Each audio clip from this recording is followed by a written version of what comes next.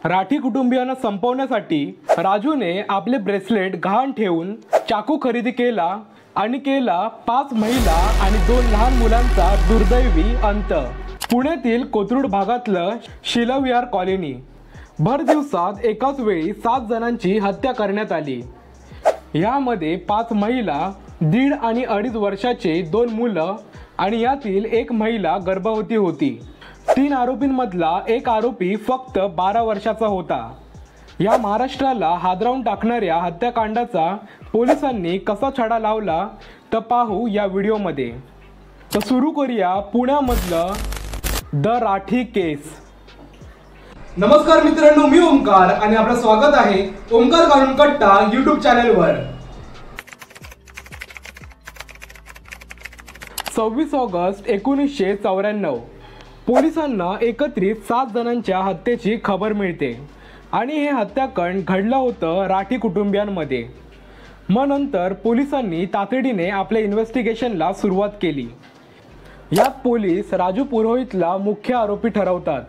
पण राजू होता देखील कोण आणि ह्याचं राठी कुटुंबियांशी काय संबंध? राजू पुरोहित राहणारा राजस्थानचा। तिथे जास्त कमाईचं माध्यम नसल्याने तो सरळ आपल्या भावाकडे म्हणजेच पुण्याला निघून आला आणि जे काम भेटेल ते तो करायला तयार होता। सुरुवातीला त्याने लक्ष्मी रोडच्या बॉम्बे विहार दुकानामध्ये काम करायला सुरुवात केली। या दुकानात त्याने थोडेच दिवस काम केले, पण त्याला 2 चांगले मित्र भेटले। तो एकाचं नाव होतं नारायण आणि दुसऱ्याचं जितेंद्र। 8 जून 1994ला त्याला त्या दुकानातून काढून टाकण्यात आलं। नंतर तो काम शोधत शोधत त्याने राठी कुटुंबियांच्या सागर स्वीट मार्टमध्ये काम करायला सुरुवात केली। 2-3 महिने त्याने चांगलं काम केलं आणि तो राठी कुटुंबियांच्या घरी देखील डबा घ्यायला जायचा आणि तो कुटुंबातील सर्व सदस्यांना चांगला ओळखू लागला होता आणि त्याला घरातले सर्व जागाही माहिती होती। थोड्याच दिवसांनी पगाराच्या वादातून राजूला सागर स्वीट मार्टमधून काढण्यात आलं आणि परत आता राजूकडे काम नव्हतं आणि तेव्हाच त्याचे जुने घट्ट मित्र म्हणजेच नारायण आणि जितेंद्रही यांचं काम सुटलेलं होतं। मग काय, तिघांनी आर्थिक परिस्थिती खूप बिघडू लागली आणि आता घरी खायचे देखील अडचण सुरू झाली आहे, म्हणून त्यांनी एक प्लॅन रचला। मग तिघा मित्रांनी मिळून एक मोठा कट रचला आणि तयारीला सुरुवात केली। राजूला राठी कुटुंबियांची सर्व खबर होती आणि राठी कुटुंबियाकडील अमाप पैसा आणि चकाचौंध पाहून त्यांनी ठरवलं की आता राठी कुटुंबियांना लुटायचं। त्यांनी राठी कुटुंबियांच्या हत्येच्या आधी संपूर्ण घराची रेकी केली। घरात किती सदस्य आहेत, ते कधी बाहेर पडतात आणि संपूर्ण दिनचर्या त्यांनी समजून घेतली।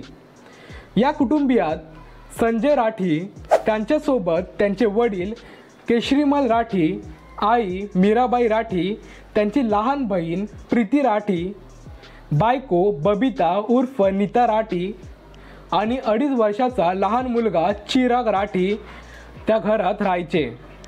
त्यांची अजून एक बहीण हेमलता होती। ती त्या घटनेवेळी आपल्या 1.5 वर्षाच्या मुलीला घेऊन भावाकडे राहायला आली होती। नंतर मग या तिन्ही मित्रांनी खूप चांगला प्लॅन रचला। त्यांनी 24 ऑगस्टला राठींच्या घरी जायचं ठरवलं, पण काय कारणास्तव त्यांनी हा प्लॅन पुढे ढकलला।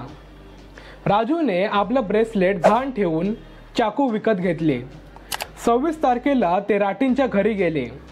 आधी त्यांनी सर्व शेजारच्यांचे घराच्या दाराचे कडी लावून घेतली। दुपारची वेळ आणि पूर्ण शांत वातावरण।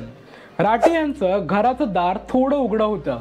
मग राजूने अलगद ते उघडलं आणि घराच्या आत शिरला। तेव्हा राठींकडे घरकाम करणारी सत्यभामा बाई सुतार फरशी पुसत होत्या। राजूच्या मागून त्याचे 2 मित्र म्हणजेच नारायण आणि जितेंद्र देखील आले। त्यांनी त्यांच्याबरोबर तिखट मसाला देखील आणला होता। राजूने आतून कडी लावून घेतली। सत्यभामा मग जोरात ओरडली। तिच्या आवाजाने सर्व हॉलमध्ये दाखल झाले। या तिघांनी आपले चाकू काढले आणि धमकवायला सुरुवात केली। त्यांनी सर्वांवर तिखट मसाला फेकला। चाकूचं धाक दाखवून सर्वांना शांत केलं. राजूने मीराबाईला चाकू दाखवून सर्व कपाटाची चावी घेतली आणि एवजाची जागा बघून घेतली. या सर्वांनी घरातलं सोनं, दागिने आणि पैसे एक मोठ्याशा बॅगेत भरले. घरातल्यांना वाटलं की आता हे सर्व घरातलं लुटून आम्हाला सोडून देतील. पण या 3 निर्दयी माणसांनी सर्व लोकांना चाकूने संपवलं. त्यात एकाचा मशीनच्या वायरीने वापर करून गळा आवळला आणि चाकूने वार करून त्याचा अंत केला. यात त्यांनी घरातल्या 5 महिलांची आणि 2 गोंडस मुलांची हत्या केली. घर पूर्ण रक्ताने माखलं होतं.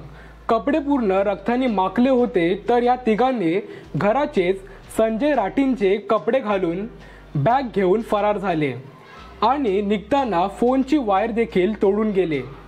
संजय राठी घरात कॉल करत होते, पण त्यांचा कॉल कोणीच उचलत नव्हतं. संजय राठी मग घरी आले. घर कोणी उघडत नव्हतं. मग त्यांनी दुकानातून घराची किल्ली आणली आणि दार उघडलं. दार उघडताच त्यांना घराचं भयंकर दृश्य दिसलं. आपलीच माणसं रक्ताच्या थारोळ्यात माखलेली होती. त्यांनी सर्व पोलिसांना बोलावलं. पोलिसांनी घटनास्थळी येऊन पाहणी करून आपल्या इन्व्हेस्टिगेशनला सुरुवात केली. राजू, नारायण आणि जितेंद्र हे लूट करून नागपूरच्या घरी जाऊन लूट केलेल्या सामानाची वाटणी करू लागले आणि वाटणी केल्यानंतर आपापल्या मार्गाला लागले. ते ह्या लुटाच्या पैशांनी सर्व तीर्थक्षेत्र फिरू लागले. मग राजू आपल्या घरी राजस्थानला परतला. पोलिसांनी राजूला राजस्थानमधून शोधून त्याला आपल्या ताब्यात घेतलं आणि मग नारायण आणि जितेंद्राला पण अटक करण्यात आली. पोलिसांसमोर तिघांनी आपल्या गुन्ह्याचा कबुली दिली. मग पोलिसांनी त्यांना कारण विचारलं.